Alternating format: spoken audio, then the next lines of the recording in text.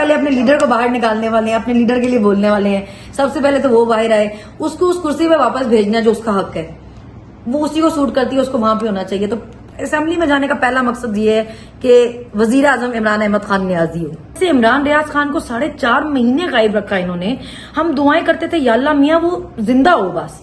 अभी जिसका मुराद है, मुराद को क्यों छुपना पड़ा है? उसका अपना मुल्क है, वो उस पे क्यों शक है कि वो एक मुहिब्बे वतन पाकिस्तानी नहीं है? उसको आप क्यों जबरदस्ती दहशतगर्द साबित करना चाहते हैं? और बहुत अच्छी थी डॉक्टर साहब, क्योंकि डॉक्टर यास्मीन है, उन जैसी औरत मैंने देखी ही नहीं। वो इतनी बहादुर औरत है, मतलब उन्होंने हमें सही हर चीज में गाइड किया। और फिर वही हुआ, जितनी दफा मेरा रीअरेस्ट किया उतनी दफा एक्सपोज हुए, उतनी दफा सामने आए कि देख लो जी ये आपकी रियासत, ये अब माँ जैसी और बाप जैसी रियासत। तो हमें उन्होंने आधी रात में सर्दी बाहर खड़ा कर दिया, रात में 2:30 बजे के करीब, और वो तलाशियां लेने लगे। और वो बाहर से टीम्स आई तलाशी लेने के लिए।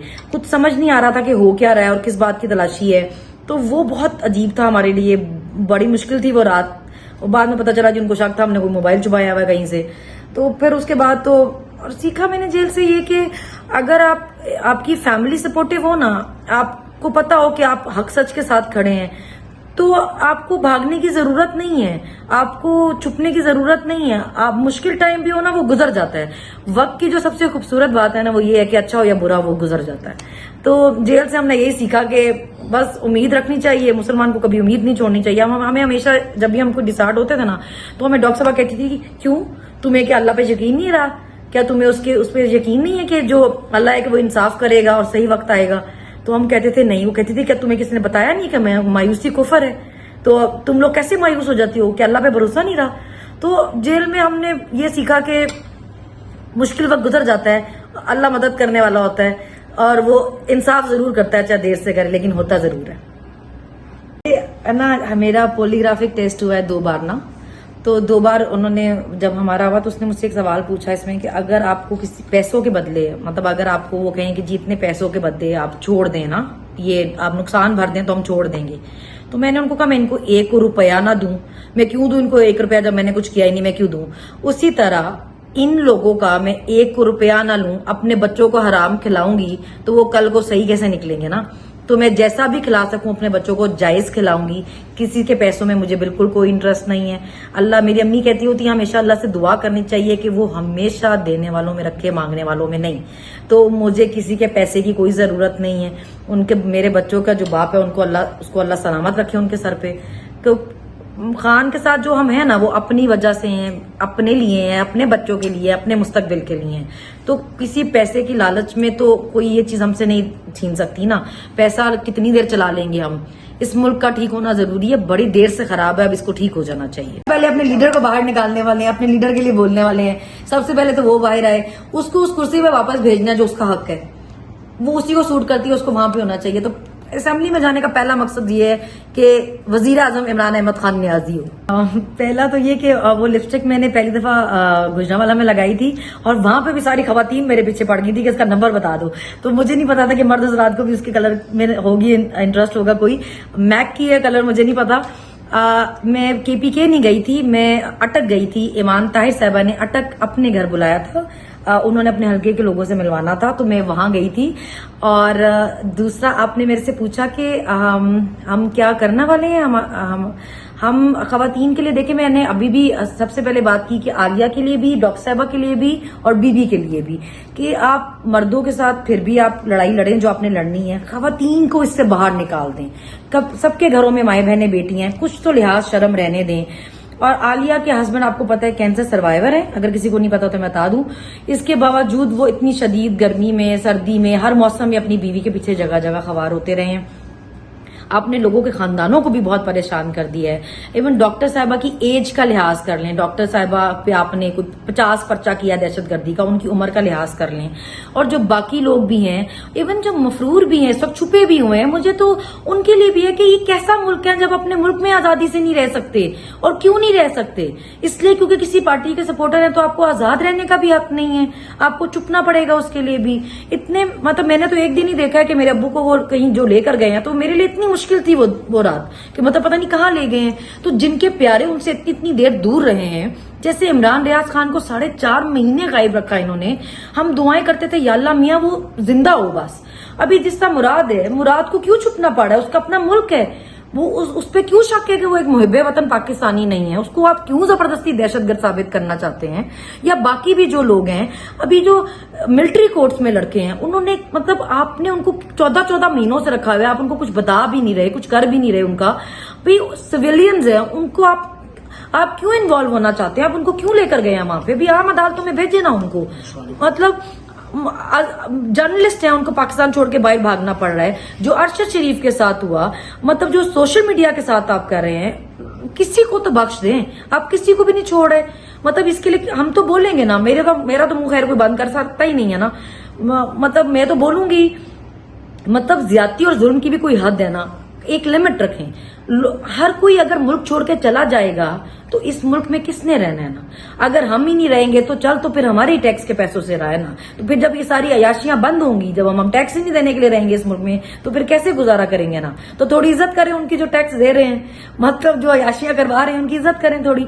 अभी हम भी आपको ऐसे ताड़ने मारने लग जाए आके कि जी हमारे लाइफस्टाइल से जेलस हैं और हमें फॉलो करना चाहते हैं। ओ भाई, हम नहीं करना चाहते आपको कॉपी, नहीं आपको फॉलो करना चाहते हैं। ये जो लाइफस्टाइल आपने मेंटेन ही हमारे पैसे से किया हुआ है भाई, उसको क्यों कॉपी और फॉलो करना चाहेंगे?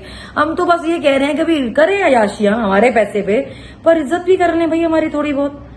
मतलब ज्यादा नहीं कर सकते तो खवातीन को ही छोड़ दें कम से कम, ये जो इतने महीनों से रखी हुई है। मतलब 14 महीनों के हमारे रिमांड है ये, ना कोई चलान पेश होता है, ना कुछ रिकॉर्ड लेके आते हैं, बस रिमांड पे रिमांड हो जाते हैं।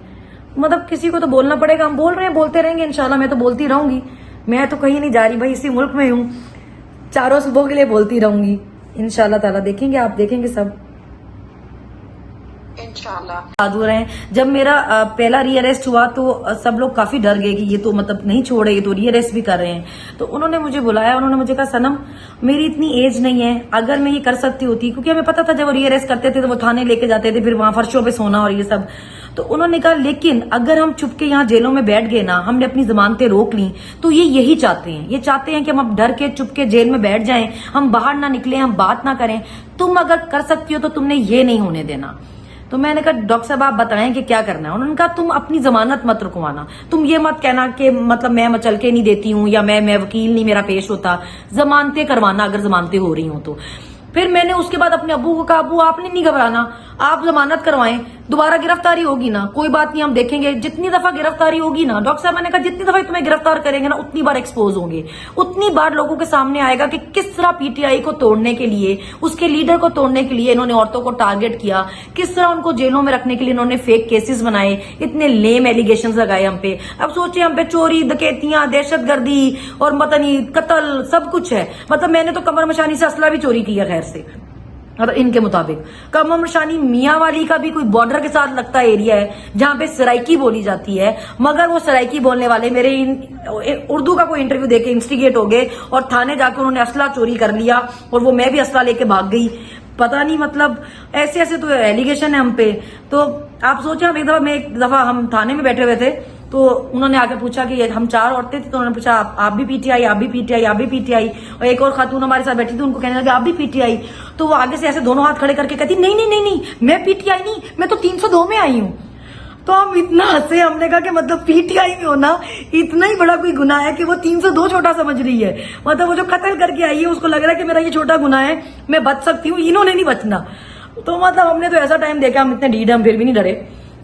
तो हम मतलब क्योंकि वही फिर कहूँ हमारी मेंटोर बहुत अच्छी थी डॉक्टर साहब, क्योंकि डॉक्टर यास्मीन है, उन जैसी औरत मैंने देखी ही नहीं। वो इतनी बहादुर औरत है, मतलब उन्होंने हमें सही हर चीज में गाइड किया। और फिर वही हुआ, जितनी दफा मेरा रीअरेस्ट किया उतनी दफा एक्सपोज हुए, उतनी दफा सामने आए कि देख लो जी ये आपकी रियासत, ये अब माँ जैसी और बाप जैसी रियासत। लोगों को ये स्टोरी पता भी नहीं है, मतलब ये फिर से तैयार बैठे थे मुझको अरेस्ट करने के लिए। अली अमीन साहब ने ये नहीं देखा कि मेरे सूबे की हैं या नहीं है, मेरा बनता है या नहीं बनता। उन्होंने रेस्क्यू किया, उन्होंने मुझे मेरी फैमिली को सिक्योर किया, उन्होंने हमें केपी हाउस में रखा कि आप यहाँ पे रहें, आप अपने बच्चों के साथ रहें, आपके बच्चों को आपकी जरूरत है, आप अपनी फैमिली के साथ रहें। مطلب ابھی لوگوں کو بہت ہے کہ میں کے پی ہاؤس میں رہ رہی ہوں، لیکن یہاں پہ میں رہ رہی ہوں کیونکہ انہوں نے مجھے یہاں پہ میری سیفٹی کے لیے رکھا ہوا ہے، کہ تاکہ ان کو پتہ ہے باہر کیا حالات چل رہے ہیں نا. تو مطلب کے پی والوں نے آپ سوچیں یہ رات 2:30 بجے تک جب میں یہاں پہ تھی اور مجھے صبح کورٹ جانا تھا تو زیادہ چانسز یہی تھے کہ مجھے پھر سے باہر اٹھائیں گے یہ نا. تو آپ، میں خیر اب نام تو نہیں لیتی، لیکن ایم این اے اور ایم پی اے بھی یہاں بیٹھے یہ پلاننگ کر رہے تھے کہ اگر یہ دوبارہ اس طرح انہوں نے کوئی کوشش کی ابڈکٹ کرنے کی یا غائب کرنے کی تو ہم نے کس طرح اس کو ریسکیو کرنا ہے، ہم نے کس طرح اس کو وہاں سے نکالنا ہے اور ہم نے کس طرح کے پی ہاؤس پہنچانا ہے. میرے لیے بہت عزت کی بات ہے کہ علی امین صاحب نے مجھے یہاں پہ اپنے صوبے کی مہمان بنا کے رکھا ہوا ہے. یہاں پہ انہوں نے مجھے کہا کہ آپ میری بیٹی ہیں، آپ میری بہن ہیں، آپ اس کو اپنا گھر سمجھے، جب تک آپ مکمل محفوظ نہیں آپ یہاں پہ رہیں. انہوں نے مجھے اتنا سپورٹ کیا، میرے بچے اتنے خوش ہیں. میرا محمد تھوڑی دیر بعد آ کے مجھے حق کرتا ہے، دیکھتا ہے میں کہاں بیٹھی ہوئی ہوں، پھر دیکھتا ہے کسی سے مل رہی ہوں تو پھر ان سے مل کے چلا جاتا ہے واپس مجھے دیکھ کے نا. اس سب میں، اس سارے ٹائم میں جو حالانکہ علی امین صاحب پہ بہت پریشر ہے، دیکھیں سارے صوبے ان کے اگینسٹ ہیں، وفاق ان کے اگینسٹ ہے، ان کو بہت چیزیں دیکھنی ہوتی ہیں. اس کے باوجود انہوں نے جس طرح یہ خیال رکھا، انہوں نے یہ اپنا فرض سمجھا کہ کسی کی اگر بیٹی ہے یا ماں ہے تو ہمارا فرض ہے کہ ہم اس کی حفاظت کریں. اور انہوں نے مجھے یہاں پہ رکھا، انہوں نے وہ لے کے آئے میری فیملی سے، انہوں نے خود بات کی. میرے امی ابو بھی یہاں پہ تھے، شروع میں تو تھے وہ، پھر ایک دن رہے.